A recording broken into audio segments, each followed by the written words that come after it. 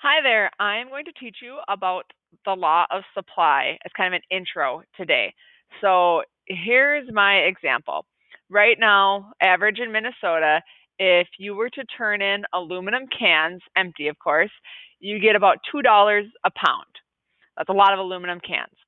So maybe at your house, you're saving aluminum cans and then yearly or every few years you go turn them in, you get some money. All right, there's some cash. Wonderful. Well, let's say that there's a shortage maybe of aluminum and then the price goes up. And now instead of getting like $2 a pound, you get like $5 a pound. Now all of a sudden, you might work a little harder or be like a little bit more conscientious, and you save aluminum cans maybe instead of recycling them at a friend's house, or you're at an event, you pick up the aluminum cans and you take them home with you because you're going to get $5 a pound. So you're going to get more money. Or let's just say something crazy happens and now like it's $10 a pound. So it's gone way up. Well, then maybe you're like the guy in my hometown. We used to call it, his name was Three Fingered Augie because he only had three fingers. He used to go from like basically house to house or around the town, go through like dumpsters at the gas station, and he'd take out aluminum cans to turn them in for recycling. So maybe you're like Augie and you're going around and you're going through the school recycling and you're taking out the cans. You're going to your neighbors and recycling cans for them. You're recycling cans for your grandma because you're going to get more money for it. Well, that's like the law of supply. The law of supply is from a supplier producer's point of view. It's the amount of a good or service that you're willing to sell at a certain price. And then the law says the higher the price, the more you're going to supply, or like the more you're going to produce, because the goal is profit. So the law of supply, the higher the price, the larger the quantity produced.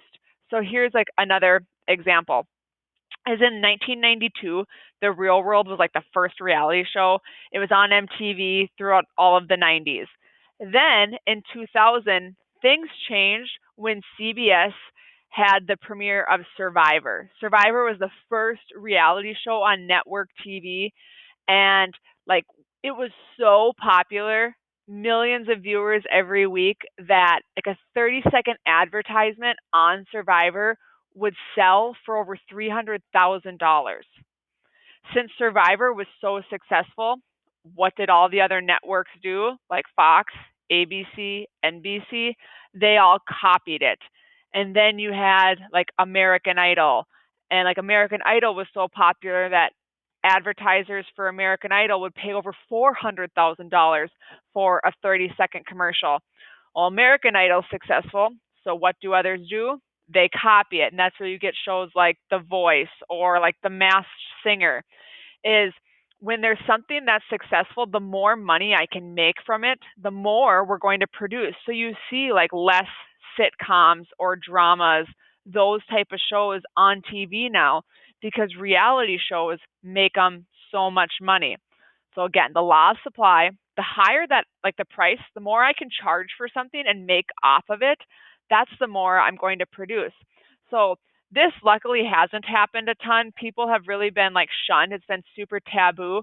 But this guy in Canton, Ohio was, as you can see, stopped by police because he bought up a bunch of toilet paper during this COVID-19 pandemic, and he's trying to sell it for $60 a case.